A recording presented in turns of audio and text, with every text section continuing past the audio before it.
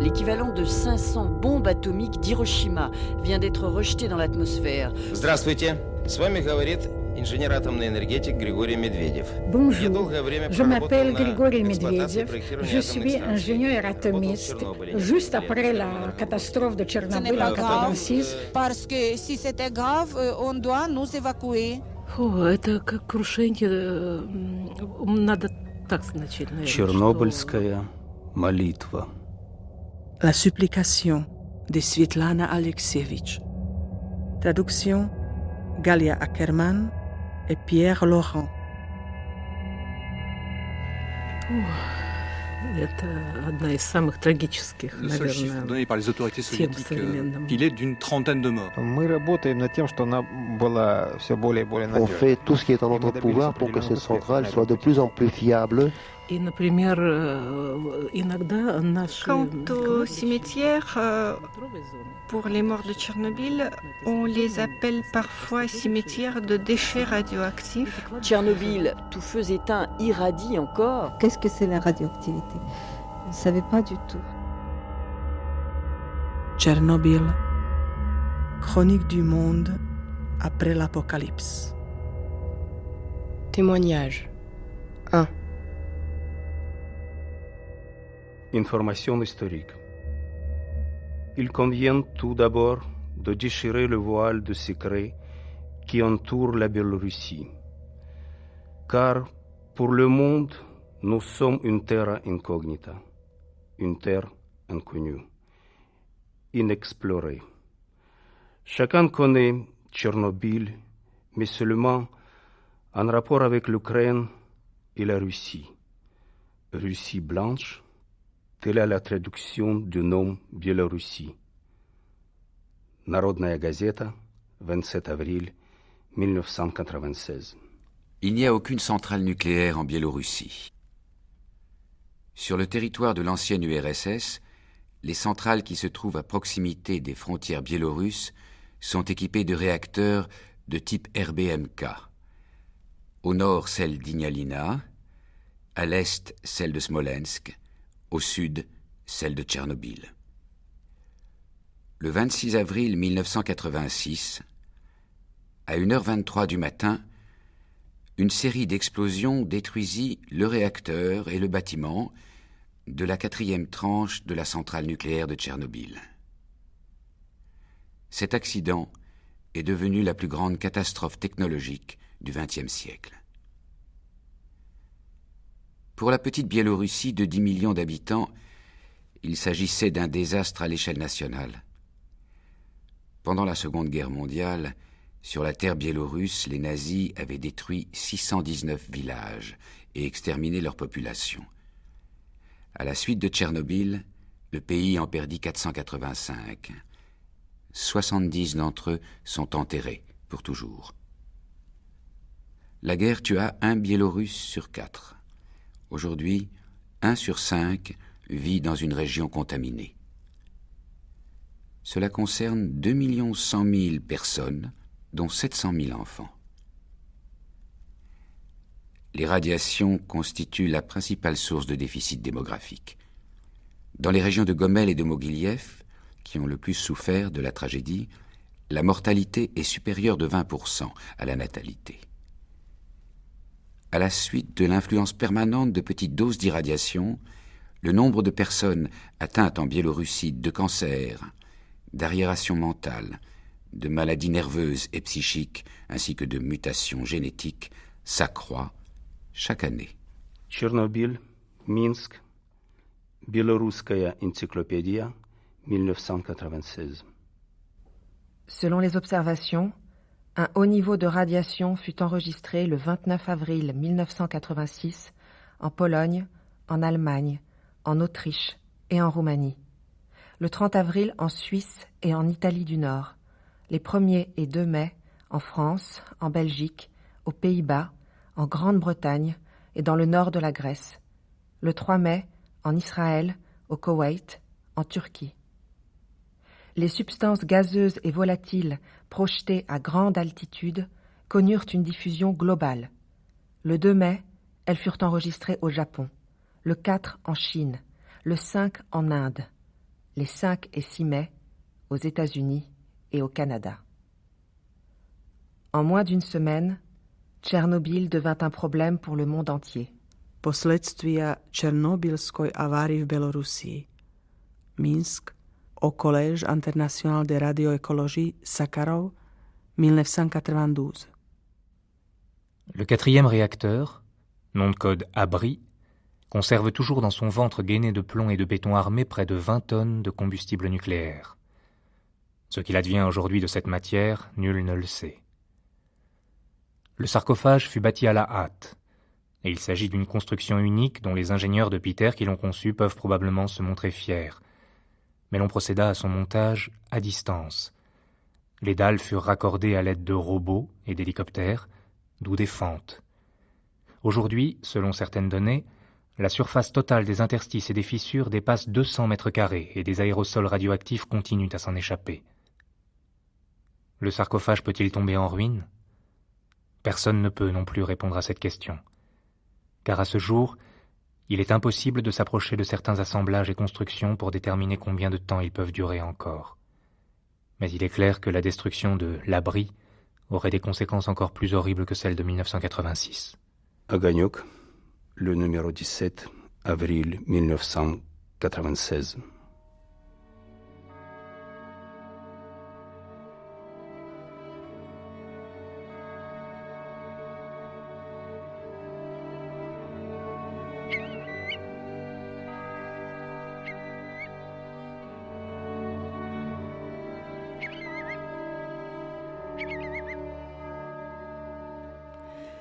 Dans la nuit, un loup est entré dans la cour. Je l'ai regardé par la fenêtre. Il est là et ses yeux brillent comme des phares. Je me suis faite à tout. Et je vis seule depuis 7 ans. Cela fait 7 ans que les gens sont partis. Dans la nuit, il m'arrive de rester éveillée jusqu'à l'aube et de penser. Cette nuit aussi, je suis restée assise toute la nuit sur mon lit, courbée comme un crochet. Et puis je suis sortie pour voir comment allait être le soleil. Que puis-je vous dire d'autre ? La chose la plus juste au monde, c'est la mort. Personne ne peut se cacher d'elle. Un jeune peut mourir, mais le vieux ne peut pas faire autrement. D'abord, j'ai attendu le retour des gens. Je pensais qu'ils allaient revenir. Personne ne partait pour toujours, seulement pour quelque temps. Maintenant, j'attends la mort. Il n'est pas difficile de mourir, mais ça me fait peur. Il n'y a pas d'église ici. Le pape ne vient pas. Je n'ai personne pour m'aider à porter mes péchés. La première fois qu'on nous a parlé de radiation, nous avons pensé qu'il s'agissait d'une maladie et que celui qui en souffrait mourrait aussitôt. Non, nous a-t-on expliqué, c'est une chose qui s'insère dans le sol mais qu'on ne peut pas voir. L'animal le peut, il la voit et l'entend, mais pas l'homme. Mais c'est faux. Moi, je l'ai vu. Il y avait de ce césium dans mon potager jusqu'à ce que la pluie l'ait mouillé. Il a une couleur d'encre. Il traînait par terre, luisant par morceaux. Je suis allée dans le champ du kolkhoz, jusque dans mon potager. C'était un morceau bleu. Et 200 mètres plus loin, un autre, grand comme le fichu sur ma tête.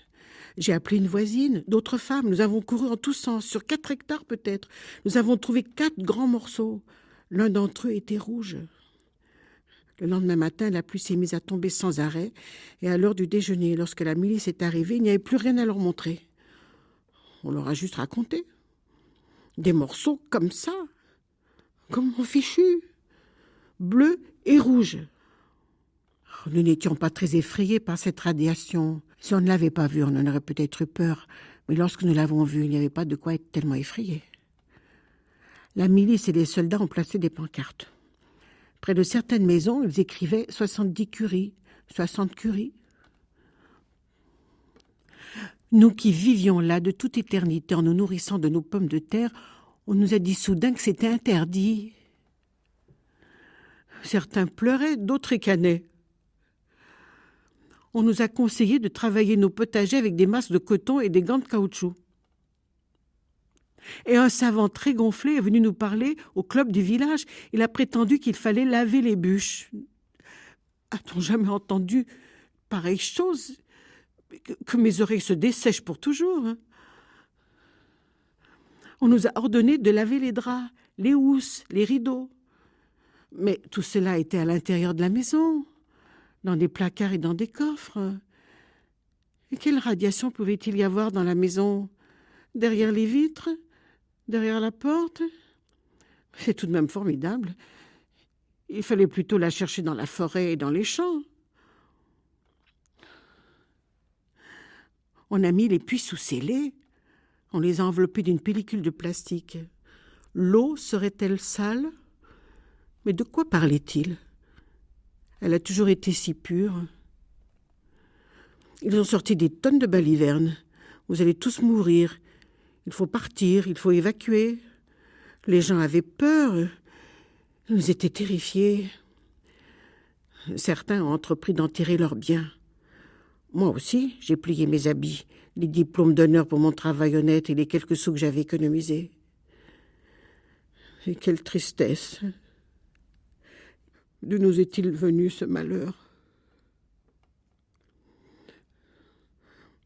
Notre vie est si précaire. J'aimerais bien ne pas pleurer, mais les larmes coulent toutes seules. Je vais me souvenir de tout pour vous. Les avions passaient et repassaient, tous les jours, très bas au-dessus de nos têtes. Ils volaient vers le réacteur, vers la centrale, l'un après l'autre. Chez nous, c'était l'évacuation. Les soldats prenaient nos maisons d'assaut. Les gens s'enfermaient à clé, se cachaient. Le bétail hurlait, les enfants pleuraient, comme si c'était la guerre. Et le soleil brillait. Moi, j'attendais dans la maison, mais sans m'enfermer à clé. Les soldats sont venus. « Alors, grand-mère, tu es prête ?» Je leur ai demandé, « Vous allez m'attacher les bras et les jambes de force ?» Ils sont restés quelques instants sans parler, puis sont partis. Des jeunes, de vrais gamins. Les femmes imploraient à genoux devant leur maison, mais les soldats les prenaient sous les bras l'une après l'autre pour les faire monter dans les camions. Mais moi, je les menaçais de mon bâton, les injuriais, leur lançais les pires insultes. Mais je ne pleurais pas. À l'époque, je n'ai pas pleuré. Je suis restée dans la maison. On criait. On criait très fort. Puis, plus rien. Le silence. Tout est devenu calme. Le premier jour, je ne suis pas sortie de chez moi. Plus tard, on m'a raconté comment la colonne de gens marchait et la colonne de bétail qui avançait. Comme à la guerre. Mon mari aimait à dire que l'homme tirait, mais que Dieu dirigeait les balles.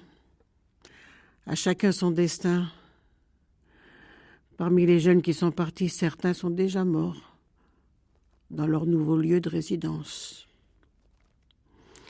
Et moi, je marche avec mon bâton. Top, top. Parfois, je m'ennuie et je pleure. Le village est vide, mais il y a plein d'oiseaux. Ils volent. Et les cerfs viennent comme si de rien n'était. Je vais me souvenir de tout. Les gens sont partis, mais ils ont laissé les chiens et les chats. Au début, je leur versais du lait ou leur donnais du pain. Ils restaient près des cours de leur maître et guettaient leur retour. Ils ont longtemps attendu. Les chats affamés mangeaient des concombres, des tomates. Jusqu'à l'automne, j'ai coupé les herbes devant l'entrée de la voisine. J'ai aussi réparé sa palissade. J'attendais qu'il revienne, moi aussi. Le chien des voisins s'appelait Djoudjok. Djoudjok, lui dis-je, si tu rencontres des gens le premier, appelle-moi. J'avais un gentil chat, Vasca. En hiver, des rats affamés m'attaquaient. Ils ne me laissaient pas de répit. Ils se glissaient sous la couverture. Ils ont grignoté un passage dans le tonneau à grains. C'est Vasca qui m'a sauvée. Sans lui, je serais déjà morte. Nous parlions et mangions ensemble. Et puis un jour, il a disparu. Peut-être des chiens affamés l'ont-ils attaqué et dévoré. Ils erraient faméliques jusqu'à ce qu'ils crèvent tous. Les chats avaient tellement faim en hiver qu'ils mangeaient les chatons. Que Dieu me pardonne. Et les rats ont dévoré une femme. Des rats roux. Je ne sais pas si c'est vrai. C'est ce qu'on en raconte. Des sans-logis viennent fouiller par ici. Dans les premiers temps, il y avait beaucoup de choses à abandonner. Des chemises, des pulls, des pelisses. Ils n'avaient qu'à se servir à les vendre au marché aux puces. Ils se saoulaient et chantaient des chansons. Putain de ta mère. L'un d'eux est tombé de son vélo et s'est endormi dans la rue. Le matin, on n'a retrouvé que 2 os. Et le vélo. Vrai ou faux, je ne saurais le dire. C'est ce qu'on raconte. Je vais sur les tombes. Ma mère repose là. Ma fille, toute petite, morte de la typhoïde pendant la guerre. À peine l'avait-on enterrée que le soleil est sorti de derrière les nuages et il brillait. On avait vraiment envie de la sortir du trou. Mon homme aussi est là. Mon Fédia. Je reste là, au milieu d'eux tous. Je soupire. On peut parler avec les morts comme avec les vivants. Je ne vois pas de différence. Je les entends, les uns comme les autres. Lorsqu'on reste tout seul, et lorsque la tristesse vous gagne, une tristesse immense,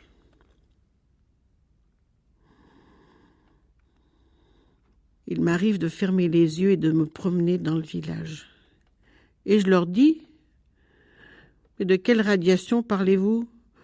Alors que les papillons volent et que les abeilles bourdonnent et que mon Vasca attrape des souris. Et toi, ma petite, as-tu compris ma tristesse ? Tu vas la porter aux gens, mais je ne serai peut-être plus là. On me trouvera sous la terre, hein, sous des racines. Zinaida Yevdokimovna Kovalenka, résidente sans autorisation.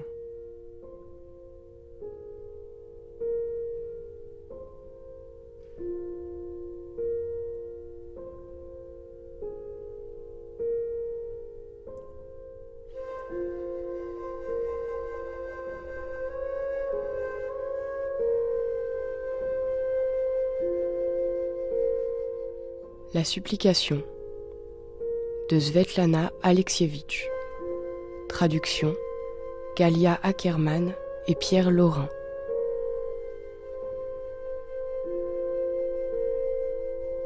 Avec Jean-Gabriel Nordman, Vladimir Melechiouk, Sophie Lacoste, Nicolas Raka, Isabelle Sadoyan et Yana Bitnerova.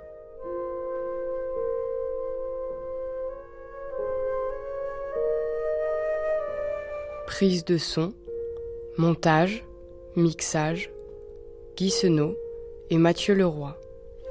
Assistante, Alexandra Malka. Réalisation, Christine Bernard-Sugy.